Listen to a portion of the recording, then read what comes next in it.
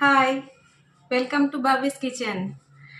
চলুন একটা রান্না করি, বাঁধাকপি রান্না। খুব সাধারণ নিরামিষ একটা বাঁধাকপি রান্না, যারা নতুন রান্না শিখছে তারাও করতে পারবে। খুব সিম্পল ইনগ্রেডিয়েন্টস দিয়ে সিম্পল একটা রান্না। চলুন রান্নাটা শুরু করি।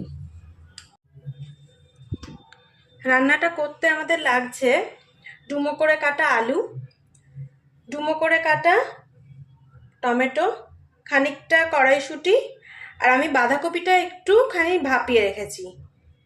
একটু ভাপিয়ে রাখলে তাহলে তাড়াতাড়ি কষানোটা হয়ে যাবে।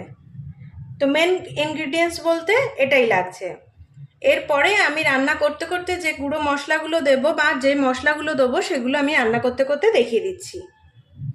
চলুন রান্নাটা শুরু করি। বন্ধুরা, গ্যাসে কড়াই বসিয়ে দিয়েছি। কড়াইয়ের মধ্যে পরিমাণ মতো তেল নিয়ে নেবো, সর্ষের তেল নিয়ে নেবো। সর্ষের তেলে একটু জিরে ফোড়ন দিয়ে দেবো, গোটা জিরে একটু ফোড়ন দিয়ে দেবো।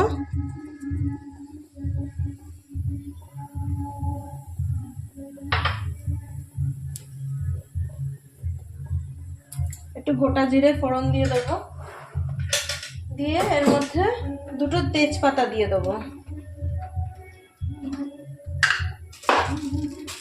যতক্ষণ ফোড়নটা হচ্ছে তার মধ্যে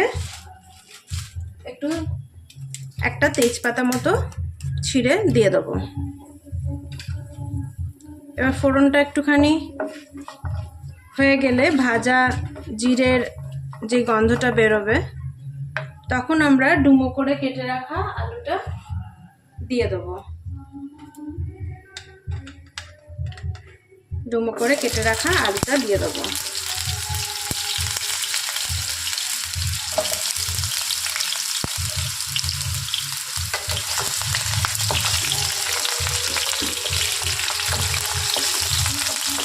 আলুটা একটু ভাজা হতে দিতে হবে, একটু ঢাকা দিয়ে আলুটা ভাজলেই ভালো হয়, তাতে ভাজাটাও হয়ে যাবে আর সেদ্ধও হয়ে যাবে, হালকা একটু সেদ্ধ হয়ে যাবে। তাই ঢাকা দিয়ে দিয়ে ভাজাটাই ভালো। আমরা ঢাকা দিয়ে একটু ভেজে নেব।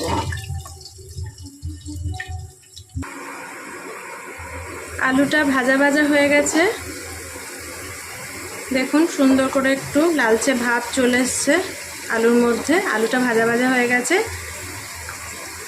এবার এর মধ্যে ভাপানো বাঁধাকপিটা দিয়ে দেবো।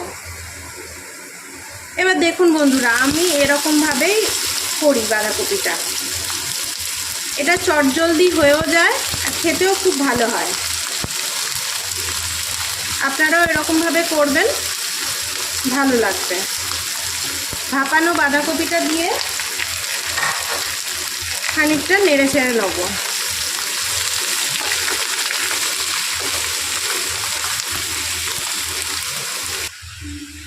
আলুর সাথে ভাপানো বাঁধাকপিটা নাড়াচাড়া করে নিয়েছি। এবার এর মধ্যে যা যা আমরা দৈনন্দিন মশলা দিই, গুঁড়ো মশলা, সেই রকমই এর মধ্যে কিছু গুঁড়ো মশলা দিয়ে দেবো। অনেকেই ভাবতে পারেন যে গুঁড়ো মশলাগুলো আমি কেন ডাইরেক্ট দিচ্ছি, আগে দিয়ে জলে কষিয়ে একটুখানি ভালো করে করাই যেতে পারতো, কিন্তু তাতে একটু তেল বেশি লাগে। তো রোজকার রান্নায় আমরা যেহেতু তেলটা অ্যাভয়েড করতে চাই, সেই জন্য আমি এরকমভাবেই ওপর থেকে গুঁড়ো মশলাগুলো দিয়ে দিচ্ছি। তাতে স্বাদের কিন্তু কোনো হেরফের হবে না, খুবই সুন্দর স্বাদ হবে। আমরা দিলাম এখানে হলুদ গুঁড়ো, জিরের গুঁড়ো, স্বাদ অনুযায়ী লঙ্কার গুঁড়ো, হাফ চামচ করে দিলেই হবে। এবার যে যেরকম ঝালটা খান, তবে বাঁধাকপি একটু মিষ্টি মিষ্টিই হয়ে থাকে। 1-1.5 চামচ মতো নুন দিলাম, দিয়ে এবার এটাকে ভালো করে মিশিয়ে নিতে হবে। এবার এর সাথে সাথেই টুকরো করে রাখা টমেটোটা আমরা এর মধ্যে দিয়ে দেবো, যাতে এর সাথে কষানোটা হয়ে যায়। একটু টুকরো করে রাখা টমেটোটাও দিয়ে দিলাম, আর মটরশুঁটিগুলো ধুয়ে রেখেছিলাম সেগুলো দিয়ে দিলাম। এবার সব সমেত এটাকে আমরা সুন্দর করে কষিয়ে নেব। সুন্দর করে এটাকে কষিয়ে নেব। এই যে বাঁধাকপির জলটা আছে এর মধ্যেই এটা মজে যাবে আর আলুগুলো সেদ্ধ হয়ে যাবে। আলাদা করে কিচ্ছু জল দেওয়ার দরকার নেই, এটাই সুন্দর করে বাঁধাকপিটা হয়ে যাবে। এরমভাবে একটুখানি কষিয়ে নিতে হবে। একটু ঢাকা দিয়ে দিয়ে সিম আঁচ করে একটুখানি কষিয়ে নিতে হবে।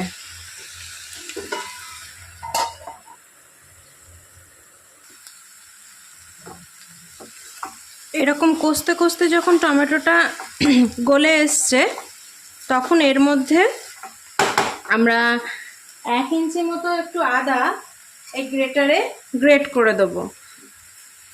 কারোর কাছে যদি আদা বাটা থাকে তারা আদা বাটাও দিতে পারেন, কিন্তু আমি চটজলদি দেখানোর জন্য একটু ফাঁকিবাজি মেরেই বলতে পারেন, এরকমভাবে আদাটাকে গ্রেট করে দিয়ে দেবো। তাতে কিন্তু স্বাদের কোনো তফাৎ পড়বে না, স্বাদ একই রকম থাকবে, খুবই সুন্দর খেতে হয়।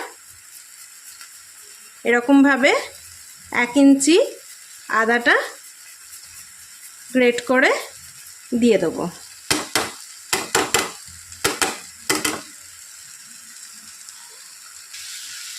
আদাটা ঘষে দেওয়ার পরে এবার আমরা এটাকে আরও সুন্দর করে মিশিয়ে নেব। এই মিশিয়ে নেওয়ার সময় এর মধ্যে স্বাদ মতো একটু চিনি দিয়ে দেবো, কারণ বাঁধাকপি তো একটু মিষ্টি মিষ্টি হয়, সেজন্য এর মধ্যে স্বাদ মতো চিনি অ্যাড করে দিতে হবে।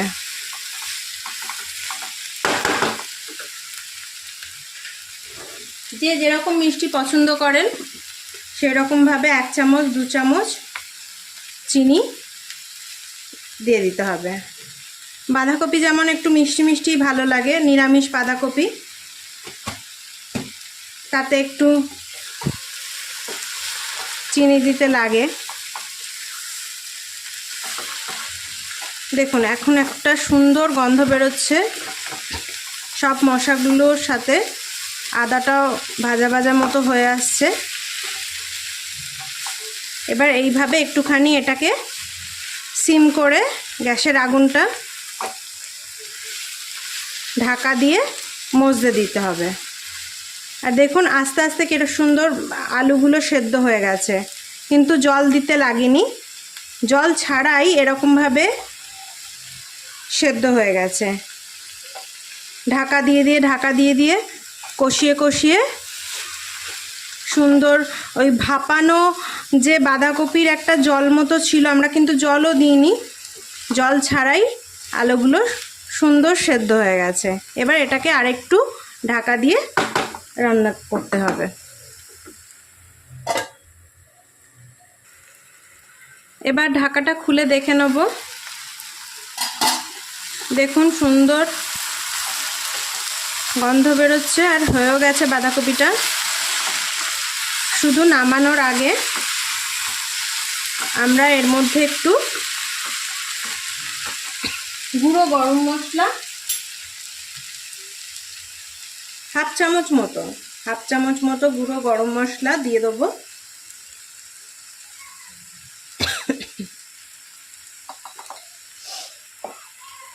এক চামচ মতো ঘি দেবো, যেহেতু নিরামিষ সেই জন্য একটু ঘি দেবো, হাফ চামচ মতো।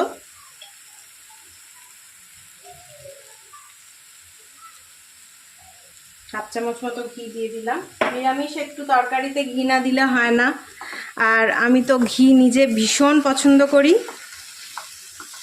সব তরকারিতেই মোটামুটি ঘি চলে আমার। আর এবার একটুখানি ধনেপাতা দিয়ে দেবো। ধনেপাতাটা না দিলে ঠিক কমপ্লিট হবে না, একটু কুচনো ধনেপাতা এর ওপর থেকে দিয়ে দেবো।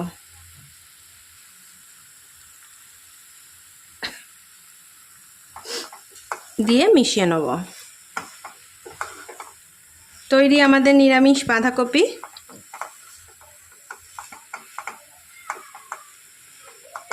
কেমন লাগলো অবশ্যই জানাবেন। চ্যানেলটা শেয়ার করবেন, লাইক দেবেন, সাবস্ক্রাইব করে দেবেন। কেমন হয়েছে রেসিপিটা সেটাও জানাবেন।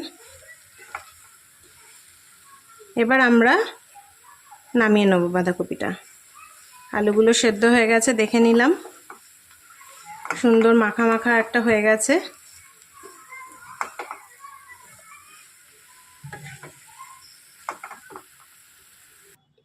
বাঁধাকপি একদম রেডি, সুন্দর করে সাজিয়ে নিয়েছি। বাঁধাকপির তরকারি একদম রেডি, নিরামিষ বাঁধাকপির তরকারি। আপনারা খাবেন, জানাবেন কেমন লাগলো রেসিপিটা। গরম ভাত রুটির সাথে খুব ভালো লাগবে। খেয়ে অবশ্যই জানাবেন, কমেন্ট করবেন। নিরামিষ বাঁধাকপির তরকারি। টাটা।